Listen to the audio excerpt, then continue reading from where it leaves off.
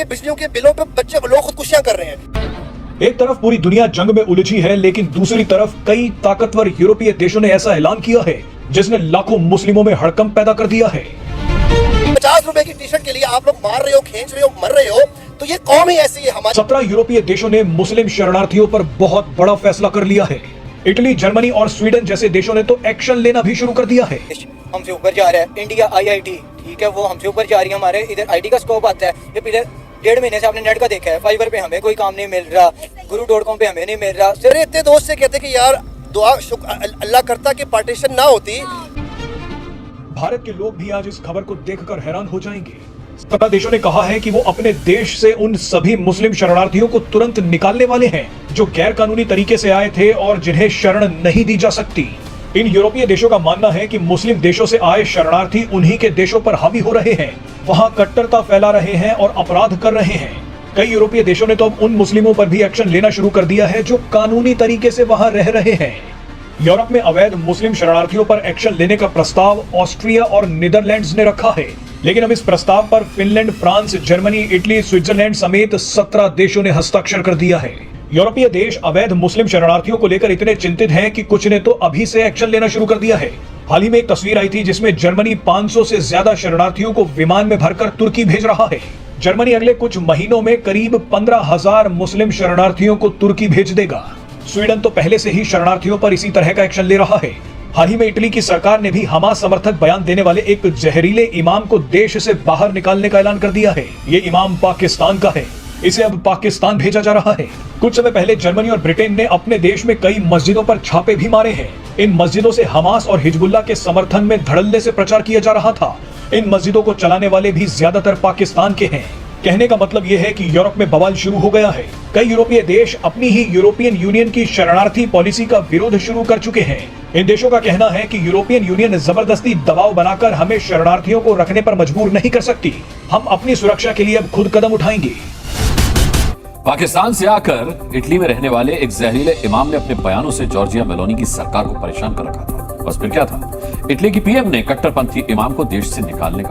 Hello दोस्तों, mega news में आपका स्वागत है। दोस्तों, यूरोपियन कंट्री 17 यूरोपियन कंट्री मुसलमानों को जो वहाँ अवैध तरीके से रह रहे और जो लीगली भी रह रहे हैं उन्हें भी बाहर निकालने जा रही है। इसमें ज्यादा पाकिस्तान, कतर, बांग्लादेश के लोग शामिल हैं, क्योंकि वो वहाँ पर कट्टरपंथ फैला रही है और हमास को समर्थन दे रही है। इसलिए 17 देशों ने उन्हें अपने देश से बाहर निकालने का फैसला किया और कई देशों ने तो उन्हें डिपोर्ट भी किया है ज्यादा से ज्यादा। देखेंगे क्या है खबर में। चैनल पे नए हो तो चैनल को सब्सक्राइब कीजिए, लाइक कीजिए और शेयर कीजिए। जय श्री राम। फ्रीडम फाइटर बताता है, जिसने इजराइल को हत्यारा तो वहीं अमेरिका को आतंकी करार दिया। इटली में रहने वाले पाकिस्तान के उसी इमाम को इटली की PM मेलोनी ने देश निकाले का आदेश दे दिया।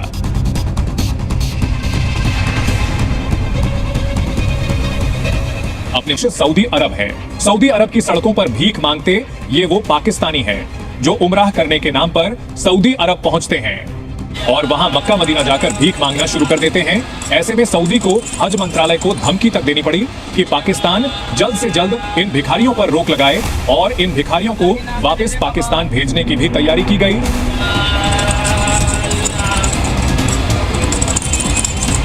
आपको बता दें कि पाकिस्तानी विदेश मंत्रालय भी ये कबूल कर चुका है कि बीते 2.5 साल के दौरान विदेश में पकड़े गए 90% भिखारी पाकिस्तानी मूल के थे। 44,000 से ज्यादा पाकिस्तानी भिखारियों को दूसरे देशों ने वापस भेजा गया है। पाकिस्तान सरकार ने 2,000 से ज्यादा भिखारियों के पासपोर्ट 7 साल के लिए ब्लॉक किए। इनमें वो ट्रैवल एजेंट भी शामिल हैं जो विदेश में भीख मंगवाने का धंधा करते हैं के लोग चलाते हैं। काफी समय से इन मस्जिदों के खिलाफ शिकायतें मिल रही थी। सभी मस्जिदें कई महीनों से निगरानी में थी। अब रिपोर्ट्स में दावा किया जा रहा है कि इन 24 मस्जिदों पर जो शक था वो सही निकला। ये मस्जिदें लंदन, बर्मिंघम, लिवरपूल और मैनचेस्टर जैसे शहरों में हैं। इन मस्जिदों से गैर मुस्लिमों के खिलाफ नफरत फैलाई जा रही थी, फतवे जारी किए जा रहे थे। बताया जा रहा है कि इन सभी मस्जिदों से आतंकी संगठन हमास के लिए समर्थन भी जुटाया जा रहा था। मस्जिदों की जांच ऐसे समय पर की जा रही है जब ब्रिटेन के कई लोग ही मुस्लिमों और शरणार्थियों के खिलाफ सड़कों पर उतर आए हैं। लेकिन सबसे पहले देखिए कि ब्रिटेन मस्जिदों पर क्यों टूट पड़ा है। दरअसल जब से ब्रिटेन में लेबर पार्टी की सरकार सत्ता में आई है तभी से कई मुस्लिम संगठन खुशियां मना रहे थे। लेबर पार्टी की सरकार शरणार्थियों और मुस्लिमों के प्रति उदार सोच रखती है, लेकिन इसी सोच का फायदा ब्रिटेन के कट्टरपंथियों ने उठा लिया। इन मस्जिदों में ऐसे मौलवियों को प्रचार करने के लिए बुलाया गया जिन्होंने इजराइल और यहूदियों के खिलाफ खूब जहर उगला। पूर्वी लंदन में तौहीद नाम की एक मस्जिद में मौलवी ने इजराइल में हमास के हमले को जायज ठहरा दिया। लिवरपूल की एक मस्जिद में एक मौलवी ने कहा कि अगर 3 अरब मुस्लिम इजराइल पर चढ़ाई करें तो इजराइल का नामो निशान मिट जाएगा। ऐसी ही शिकायतें कई मस्जिदों के खिलाफ मिली। इसी कड़ी में बताया जा रहा है कि इजराइल ने ब्रिटेन को धमकी दी कि इन मस्जिदों के खिलाफ तुरंत एक्शन होना चाहिए। और अब खबर सामने आई है कि ब्रिटिश सरकार मस्जिदों में घुस गई है। अब मस्जिदों की गतिविधियों और फंडिंग की जांच के आदेश दे दिए गए हैं।